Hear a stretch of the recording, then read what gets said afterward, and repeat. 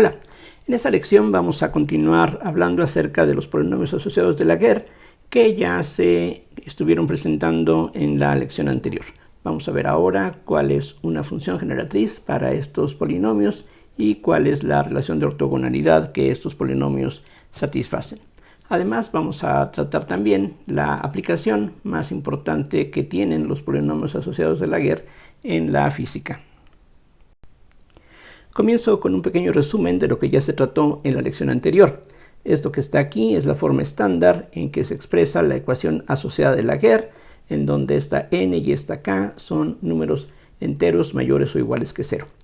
Como ya se ha recalcado, esta ecuación tiene un punto singular, como aquí se puede apreciar, en x igual a 0, por lo que hay una sola solución que es regular en x igual a 0, y esa solución, repito, para n y k mayores o iguales que 0 enteros, son precisamente los llamados polinomios asociados de Laguerre. Es decir, resultan ser polinomios y esos polinomios se pueden definir o calcular en términos de los polinomios de Laguerre ordinarios, que precisamente son aquellos polinomios que satisfacen esta ecuación con k igual a 0. Esta relación nos permite pasar fácilmente, en principio, de las soluciones de la ecuación con k igual a 0 a las soluciones en donde aquí tenemos esta constante, no igual a 1, sino algún otro número natural. Entonces, lo que sabemos también, y la forma como obtuvimos o definimos los polinomios de Laguerre, fue a través de la función generatriz que ya hemos estado utilizando en las lecciones anteriores, esto que aquí aparece. Lo que vamos a ver es que si uno combina esta función generatriz para los polinomios de Laguerre con esta definición para los polinomios asociados, uno puede entonces obtener una función generatriz para los polinomios asociados de Laguerre. Y la idea es muy sencilla, porque si derivamos ambos lados de esta relación, entonces de los polinomios de Laguerre vamos a obtener los polinomios asociados. Así es de que la idea aquí básica es muy simple y de hecho los cálculos también son bastante sencillos de realizar.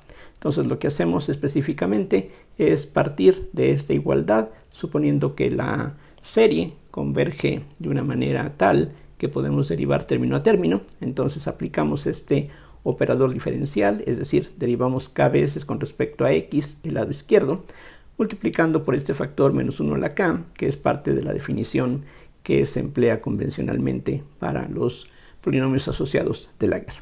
Entonces aplicamos el mismo operador en ambos lados y aquí tenemos la precaución de cambiar el nombre de la variable de suma. Aquí lo importante es que estos dos índices, el exponente y este subíndice, tienen que coincidir. Entonces, en lugar de utilizar una n, ponemos una n más k, precisamente para poder utilizar directamente esta definición.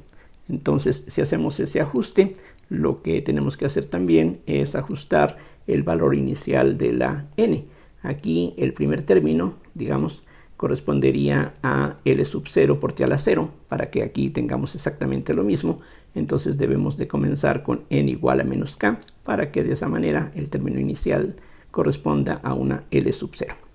Entonces, del lado izquierdo, la derivada es muy simple, porque la única dependencia en x está aquí como parte del exponente. Cada vez que derivemos esta función, lo que vamos a tener es la misma exponencial, esto se trata como una constante, por la derivada del exponente, que no depende de x, así es de que si derivamos k veces nos va a quedar un menos t sobre 1 menos t como factor. Después de este montón de derivadas, esto es lo que tendríamos gracias a este factor adicional.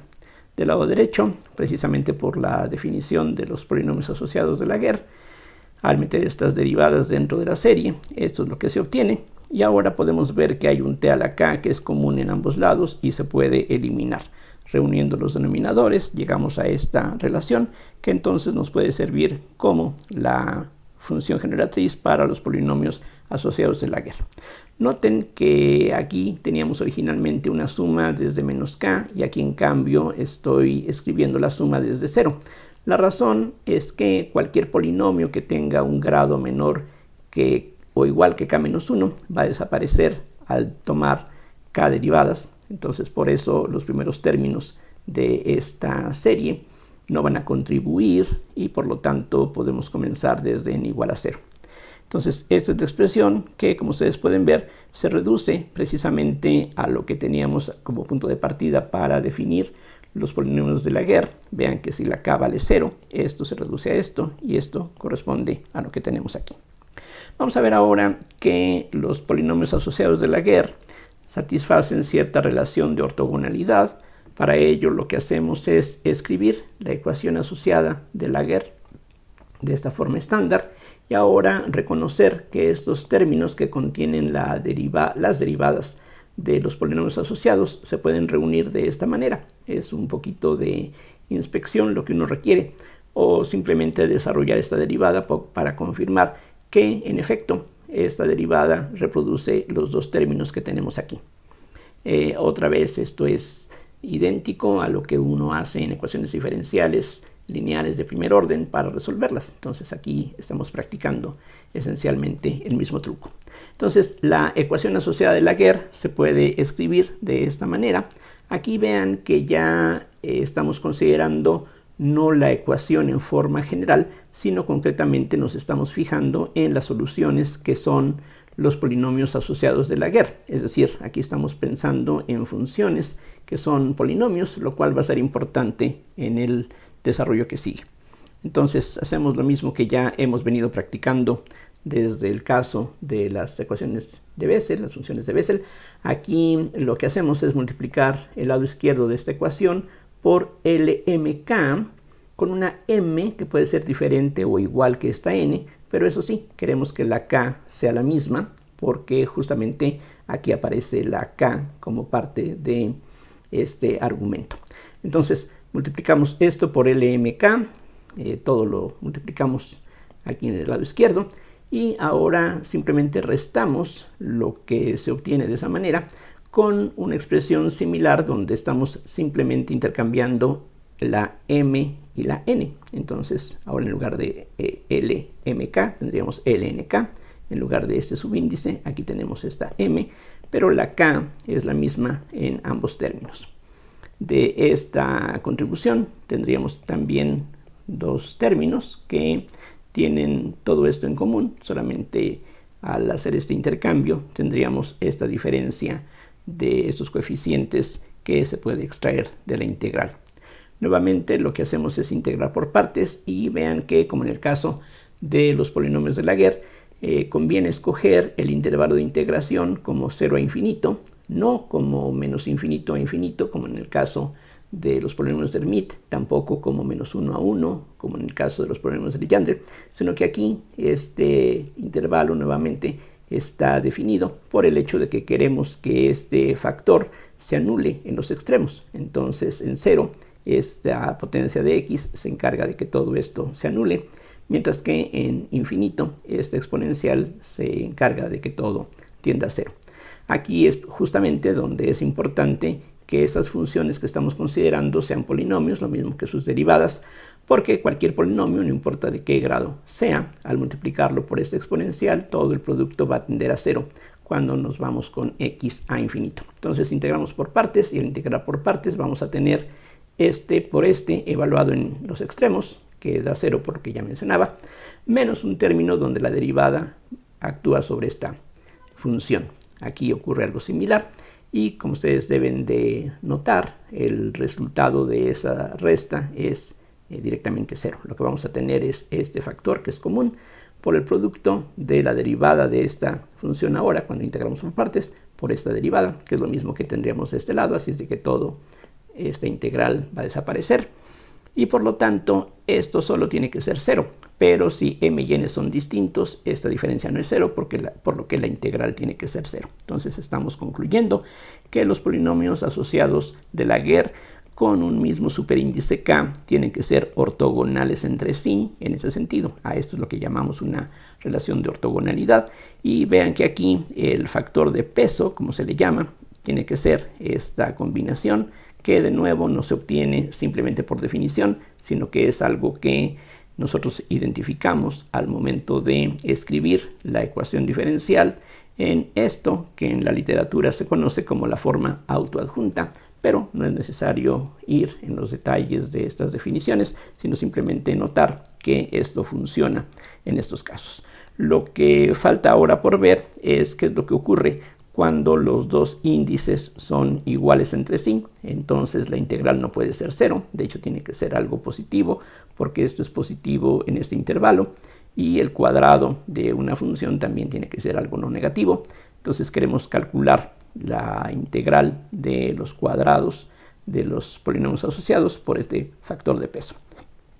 Y de nuevo, como en otros ejemplos, eso se puede lograr utilizando la función generatriz que ya hemos obtenido. Entonces, este análisis que aquí acabamos de realizar nos sirve para identificar el intervalo y la función de peso que necesitamos. Entonces, utilizando ese intervalo y esa función de peso, consideramos la integral en este intervalo, esta función de peso, y multiplicamos ahora estas series con diferente índice para la suma, aquí una n, aquí una m, y diferente variable auxiliar, aquí una t, por ejemplo, y aquí una s, por ejemplo. Entonces, esto es lo que vamos a integrar. Esta serie corresponde a esta función, su función generatriz, y esta pues es algo totalmente similar, solamente con la s en el lugar de la t. Ahora lo que hacemos es desarrollar ambos lados de esta igualdad. En el lado izquierdo lo que suponemos es que se puede intercambiar la integral con las series, entonces aquí las series las dejamos para el final, y la integral que tendríamos que hacer sobre x es esto que aquí aparece, y estaría multiplicado por estas potencias de t y de s. Del lado derecho, aquí hay que recordar que la única variable de integración es la x. T y s están simplemente como parámetros, se tratan como constantes. Primero reunimos todas estas exponenciales de esta forma, utilizando las propiedades elementales de la exponencial, y nos queda esta integral que se puede realizar de una manera muy simple, haciendo un cambio de variable. Tomamos u igual a x, esto que está aquí, por este factor. Y entonces lo que uno puede ver fácilmente es que con este cambio de variable, este x a la k se convierte en todo lo que tenemos aquí, de acuerdo con esta definición. Aquí justamente nos va a quedar e a la menos u, este denominador queda exactamente igual que antes, y de x de aquí se calcula, y esto es lo que resulta. Lo que uno puede ver es que la única dependencia en la variable de integración u está aquí y aquí, y esto es precisamente una función gamma o una función factorial. Lo que obtenemos es el k factorial precisamente. Todo lo demás no depende de la variable de integración, y hay aquí una gran cantidad de simplificaciones que podemos hacer. Este 1 menos t a la k por 1 menos s a la k multiplicado por estos dos se cancelan, y lo que queda es nada más 1 menos st a la potencia k más 1. Afortunadamente, el desarrollo en serie para esta expresión, que está, como ya vimos, muy relacionada con la serie geométrica, esto se puede escribir así, como ya demostramos y utilizamos previamente, en forma reciente. Entonces, esto equivale a esta serie. Necesitamos desarrollar esto en serie justamente para poder comparar con la serie que tenemos del lado izquierdo, para poder calcular entonces de una manera indirecta estas integrales. Entonces, decía, aprovechando el resultado que ya establecimos previamente, hacemos aquí ahora un cambio de variable muy sencillo, le llamamos n a r menos k. Entonces aquí es muy fácil darse cuenta, este k factorial desaparece y todo lo demás se puede escribir así. Lo que esto nos muestra es que las potencias de s y t tienen que coincidir, y eso entonces nos dice lo que ya sabíamos, que necesariamente es que n y m tienen que ser iguales para que tengamos algo diferente de 0.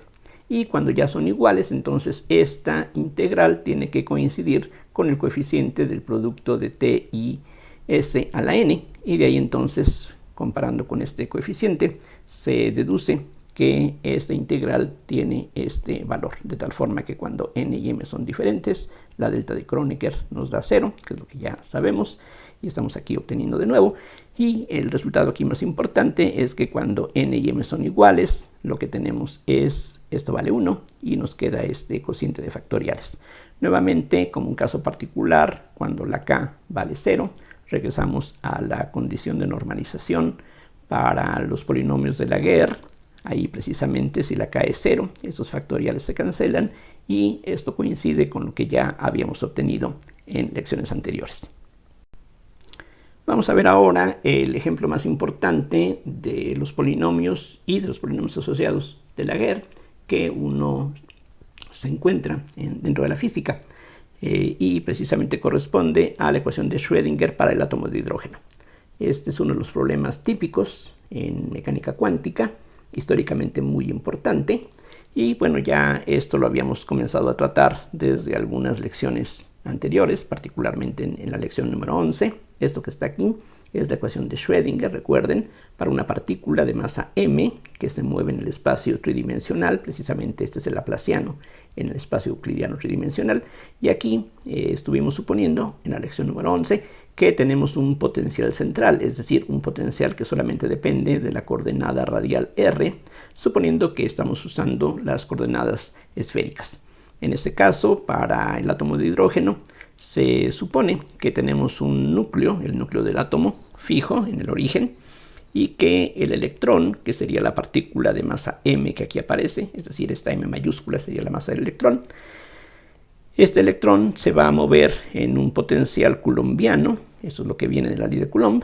La E es la carga del electrón, o la carga del protón, como gusten, como está aquí al cuadrado, da igual si esta carga es positiva o negativa.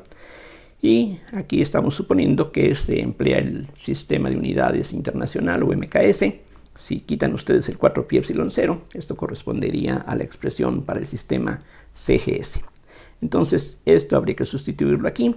Y como vimos ya anteriormente, cuando hablábamos de los armónicos esféricos, esta ecuación admite soluciones separables en coordenadas esféricas, que es una función radial, una función de teta y phi, que son precisamente los armónicos esféricos, por una función de t, que se puede expresar desde un principio de esta manera, como la t es ignorable, la parte en la variable t es una exponencial, y esta e nuevamente tiene el significado físico de la energía de la partícula que está representada por esta función de onda. Bien, también ya vimos que esta función radial tiene que obedecer esta ecuación diferencial ordinaria, segundo orden, lineal homogénea, en donde precisamente tenemos que especificar el potencial para poder hallar esta función. En este caso concreto, pues el potencial es esto que aquí aparece. Entonces, lo que podemos hacer primero es fijarnos en el caso en el que la energía es negativa, es decir, lo que nos interesa es que el electrón esté en cierta forma ligado al protón, que sería pues el caso en el que tenemos un átomo neutro. No queremos que el electrón se escape, sino que esté ligado al núcleo. Entonces eso corresponde a que la energía sea cero, algo similar a lo que ocurre en el problema de Kepler de la mecánica clásica. Y aquí, si uno observa esta expresión, noten que esta r cuadrada con esta r cuadrada tienen dimensiones que se anulan, pero quedan aquí r's, por lo que este término tiene dimensiones que serían las de rl sobre longitud al cuadrado. Aquí de nuevo aparece el rl, y eso entonces quiere decir que 2m sobre h barra cuadrada tiene que tener dimensiones de 1 sobre longitud al cuadrado. Entonces, a partir de esa idea, definimos un parámetro que tenga unidades de longitud, y como la e es negativa, aquí poniendo un signo menos, esto va a ser finalmente una cantidad real. Este 8 en lugar de un 2 es puramente conveniente, no es indispensable, pero conviene hacerlo así.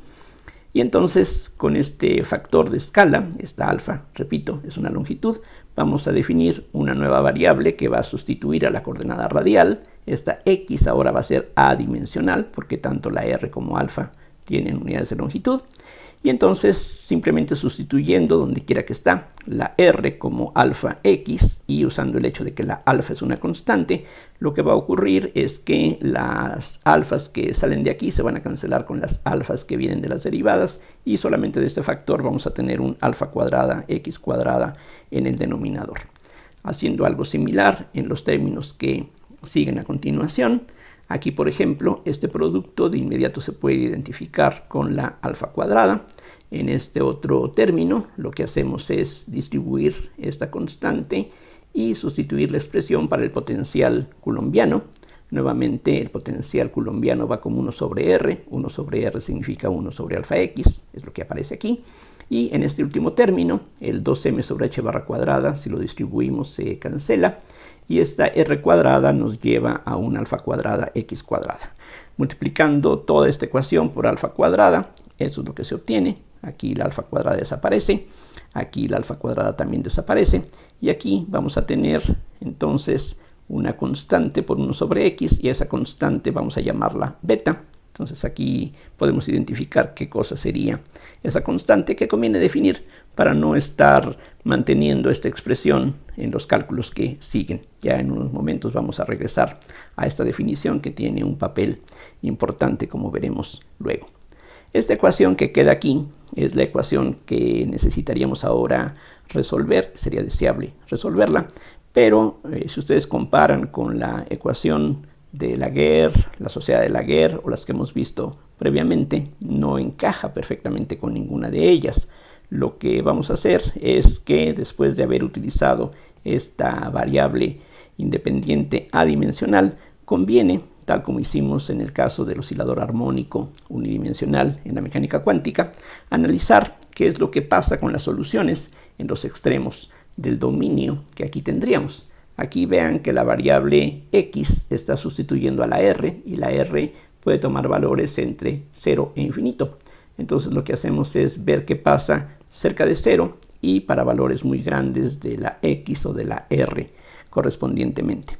Entonces, regresando a esta ecuación, podemos ver si la x es muy pequeña, entonces lo que va a ocurrir es que este término va a ser el dominante sobre estos dos, y entonces lo que queremos es saber cómo sería la solución en ese extremo, donde todo esto se puede sustituir por este último término que sería el dominante. Esta ecuación, de hecho, si aquí tuviéramos una igualdad estricta, ya la habíamos analizado previamente y se puede comprobar que tiene dos soluciones. Una de ellas es x a la l y la otra es x a la menos l menos 1, pero eso sería divergente en el origen, así es de que nos quedamos solamente con esta posibilidad. Como esta no es exactamente la ecuación que nos interesa, esta no sería exactamente la solución que nos interesa, pero cerca del origen, la solución que andamos buscando tiene que parecerse a esto. En el otro extremo, cuando la x es muy grande, ahora lo que va a ocurrir es que estos términos van a ser insignificantes en comparación con esta constante, y lo que nos interesa es ver aproximadamente cuáles serían las soluciones en ese otro extremo, y uno puede comprobar, tal como hicimos en el caso del oscilador armónico, que una solución aproximada de esta ecuación sería e a la menos x sobre 2. Sustituyendo y precisamente tomando en cuenta que el x es muy grande, se puede ver que esta función aproximadamente satisface esta ecuación. Entonces, tomando en cuenta esos comportamientos de la solución en los extremos, vamos a escribir ahora sí la solución exacta. Estas son solamente aproximaciones válidas en los extremos. Ahora lo que nos interesa es la solución exacta en todo el intervalo entre 0 e infinito.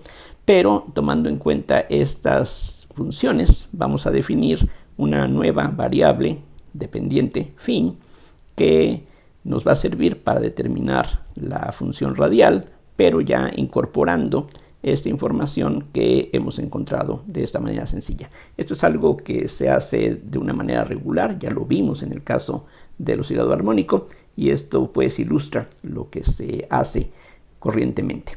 Entonces lo que vamos a hacer a continuación es algo realmente muy simple, pero un poquito laborioso. Es decir, lo que hacemos primero es regresar a esta ecuación, multiplicamos todo por x cuadrada, entonces esta x cuadrada aquí ya no aparece, multiplicamos esto todo por una x cuadrada y este término que no contiene derivadas de la RL lo pasamos al lado derecho. Entonces la ecuación que queremos resolver se puede escribir así, y proponiendo la RL de esta forma, lo que vamos a hacer es calcular primero el lado izquierdo de esta ecuación, que es la que nos interesa resolver en forma exacta, de ser posible.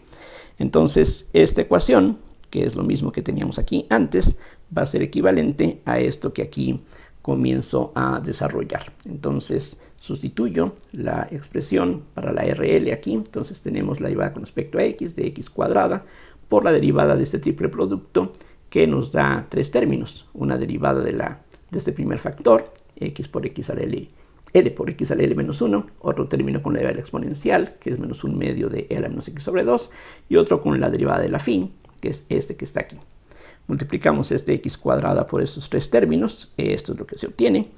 Y ahora la derivada de cada uno de estos productos se puede calcular nuevamente utilizando la regla de Leibniz. Entonces, este triple producto nos da tres términos, este triple producto nos da estos tres términos y este triple producto nos da otros tres términos. Del lado derecho, simplemente lo que hacemos es escribir este factor igual que antes y la RL la sustituimos por esta expresión. Entonces ustedes pueden realizar los pasos y confirmar que efectivamente eso es lo que se obtiene. Todo es muy elemental, ligeramente laborioso. Más que nada es laborioso escribir todos estos términos. Y ahora uno puede ver que, por ejemplo, la exponencial e a la menos x sobre 2 es factor común en todos lados, se puede eliminar. Y de hecho conviene eliminar de una vez el factor e a la menos x sobre 2 por x a la L más 1. Entonces, ordenando aquí los términos que tenemos, este total de 9 más estos 3, 12 en total, los vamos a poner de tal manera que la segunda derivada aparezca aquí primero, eso es lo que queda. Hay varios términos con la primera derivada, aquí está 1, 2, 3 y 4, aquí están los coeficientes correspondientes, y hay otros términos que no contienen derivadas. Hay algunas cosas que se pueden eliminar, por ejemplo, uno puede ver que este término con L por L más 1 se cancela con este que tenemos aquí, y también uno puede confirmar que este término y este término se cancelan. No es algo accidental, sino que tiene que ver precisamente con lo que hicimos anteriormente para darnos cuenta de que conviene introducir estos factores para poner la ecuación que nos interesa de una forma más conveniente. Entonces, dejando los términos que sobreviven, esto es lo que uno obtiene, como se puede ver fácilmente. Los términos que ahora contienen a la phi sin derivadas serían este que está aquí, que corresponde a este menos 1 medio de L, que es el coeficiente que aquí tenemos. Este que contiene un menos 1 medio de L más 2, de una vez lo distribuimos. Y finalmente, este término lo incorporamos de nuevo del lado izquierdo y nos lleva a esta expresión. Simplificando aquí los términos semejantes que aparecen, es fácil darse cuenta de que todo lo que tenemos se puede escribir de esta forma, y esta ecuación ahora sí tiene la forma de la ecuación asociada de Laguerre, como pueden ver. Precisamente por eso convenía quitar este factor para que aquí nos quede x por la segunda derivada, algo por la primera derivada, y este algo contiene aquí un término menos x, lo demás es una constante, y aquí tenemos una constante por la función sin derivar. Entonces, esta ecuación va a tener soluciones que son polinomios, que son precisamente múltiplos de este polinomio asociado de Laguerre, donde esta k sería, pues, al hacer la identificación, 2L más 1.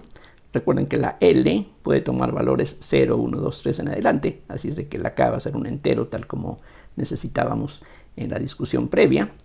Y en forma similar, aquí al hacer la identificación de este término, de este coeficiente con este, entonces esta n, que corresponde al grado del polinomio, tiene que ser beta menos L menos 1.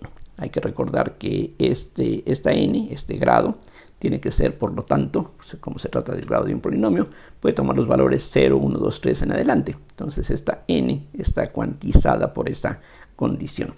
De aquí podemos ahora despejar la beta, entonces beta sería n más L más 1, y como la L puede tomar valores 0, 1, 2, 3 en adelante, lo mismo que la n, esta combinación puede tomar valores que mínimamente es 1, 2, 3 en adelante. Entonces aquí esta combinación tiene que ser un número entero, lo cual va a ser importante en lo que sigue.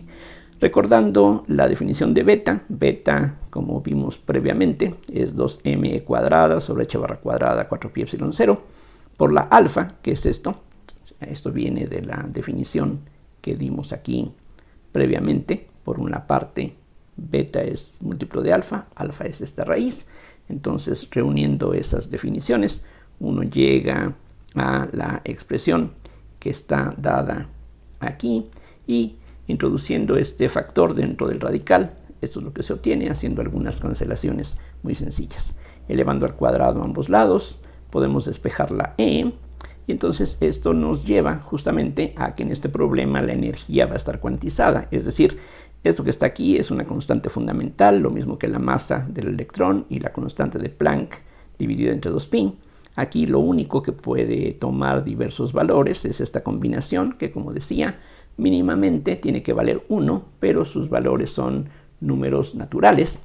Y en la mecánica cuántica a esta combinación n más l más 1 se le suele denotar con una sola n minúscula y se le llama allí el número cuántico principal. Esta L, en el contexto de la mecánica cuántica, se conoce como el número cuántico orbital, porque precisamente su valor determina el valor del momento angular de la partícula. Pero bueno, esos son asuntos que normalmente uno trata en el tema de la mecánica cuántica. Entonces, como dije, esta es la aplicación más importante que tienen los polinomios asociados de Laguerre.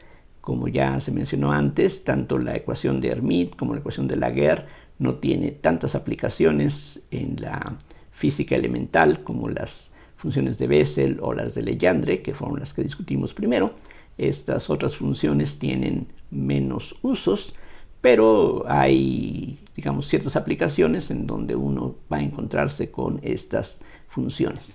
Algo que no es del todo obvio en todo esto es el hecho de que estas funciones especiales están relacionadas entre sí. Entonces uno puede escribir los polinomios de Laguerre, por ejemplo, en términos de polinomios de Hermite. En fin, hay varias combinaciones que pues no son triviales, no son obvias a primera vista, pero bueno, curiosamente existen relaciones como la que ya vimos anteriormente cuando expresábamos las funciones esféricas de Bessel en términos de los polinomios de Legendre. Hay, como se pueden imaginar, otras funciones especiales que también llegan a emplearse, como los polinomios de Chebyshev y algunas otras funciones que tienen aplicaciones un tanto más raras o limitadas. Y el tema, pues como ya insistí antes, es realmente muy vasto. Todas las funciones que hemos venido aquí tratando pues tienen propiedades que se pueden seguir estudiando con mayor amplitud. Aquí solamente pues he mostrado lo más elemental, que es lo que uno regularmente requiere en los cursos de electromagnetismo o de mecánica cuántica y en algunas otras áreas muy especiales. Pero hay mucho más que uno puede estudiar, en particular la relación entre las funciones especiales y la teoría de grupos. Es algo que es bastante interesante. Y la relación entre estos polinomios que hemos venido tratando con algunas áreas de la matemática, particularmente en la teoría de aproximación, como se le llama. Pero pues aquí he tratado de limitarme a los aspectos, como dije, más básicos que uno regularmente requiere en las aplicaciones físicas. Como de costumbre, muchísimas gracias por su atención.